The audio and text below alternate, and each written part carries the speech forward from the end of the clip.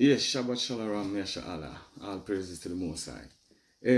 Last class I went over, the curses that were placed in Deuteronomy upon us as a sign to point to those whom are the biblical Israelites, right? So I've explained this to people on multiple occasions, and I'll get asked like, so okay, so if we are the Israelites, because they resonate with what is written in Deuteronomy, then I'd have to go and show how is it then the Israelites were being taken from West Africa to be scattered throughout the Americas and elsewhere. So I'm gonna attempt to show you guys that at this present moment, rather than using scripture to begin with. We can have a look at this book here. This book contains a lot of information in regards to the movements of our people during ancient times. So this book is entitled From Babylon to Timbuktu, and it was put together by Rudolph R. Windsor, one of our people, right? This is legit. This is legit. And it is factual history that you can check out beyond using this book as a template. But this is what I've got in front of me today, so I'm going to use this one to show you. If we skip round to page 84 and jump down a little bit to the paragraph there, it says, in the year 65 BC, the Roman armies under General Pompey captured Jerusalem. In 70 AD, General Vespasian and his son, Titus, put an end to the Jewish state with great slaughter. During the period of military governance of Palestine, many outrages and atrocities were committed against the residue of the people. During the period from Pompey to Julius, it had been estimated that over 1 million Jews fled into Africa, fleeing from Roman persecutions and slavery. The slave markets were full of black Jewish slaves. So right there, it's telling you in this period of time after the Romans sacked Jerusalem, 1 million Jews fled into Africa. And geography, look on a map, it's Africa. They fled into Africa. And that would be the west part of Africa. It also went into explaining that the slave markets were full of our people.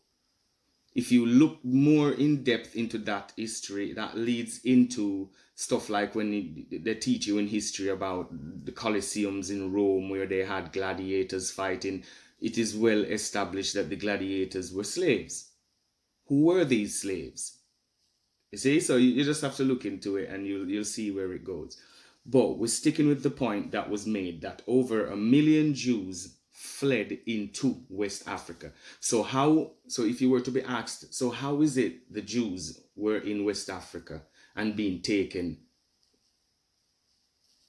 into captivity to the Western Hemisphere? It is established right here how they ended up in Africa.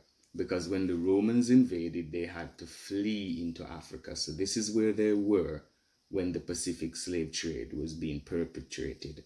Hence why the people were being taken from West Africa to everywhere else on the earth. Okay, so that's established there, and that is facts. It's something that you can check up on your own. Like I said, for this book is Babylon to Timbuktu. It is a good read. It's got a whole lot more contained in there. But we're just sticking with the topic at this hand. Right, we can also have a look at the Zondervan Bible Compact Dictionary. I've stated in the last class that place of birth does not determine the nation that you are from. It is your bloodline that determines that. So you may be born anywhere on the face of the earth, but in regards to your true nationality, biblical nationality, the nation of people you derive from stems from the blood of your father. Whosoever your father is, that's who you are. We will confirm that with scripture not long from now, but I'm going to have a look in the Zondervan Compact Dictionary to see if there's a difference amongst the people that are in Africa. So we're going to have a look at Ham, whom is one of the sons of Noah.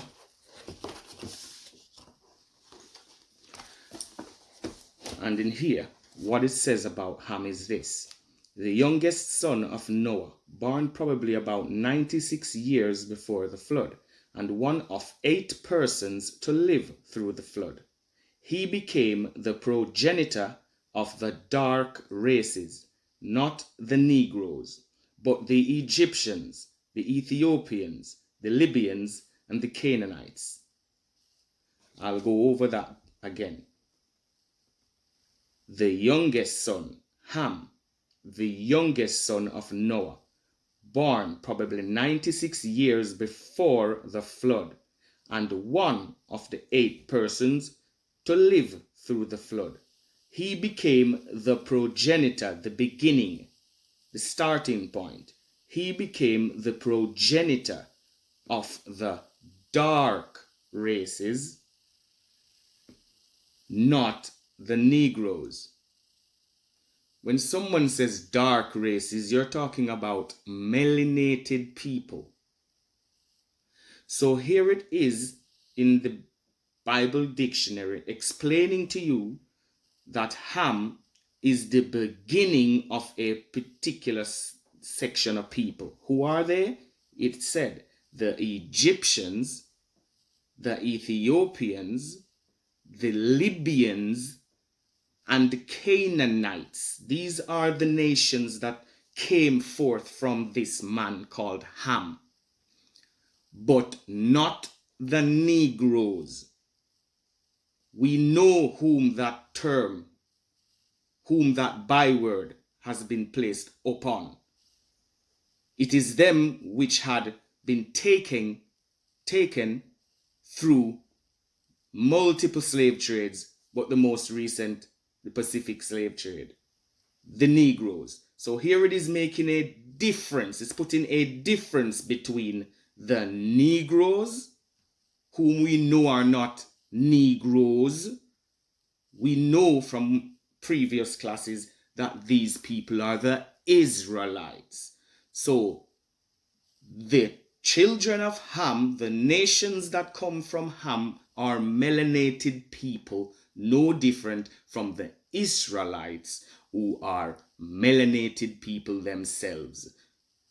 But the scholars are here making it clear that between these melanated people, there's a difference. What is the difference? They are not the same nation of people because they come forth from different people on the earth, the sons of Noah.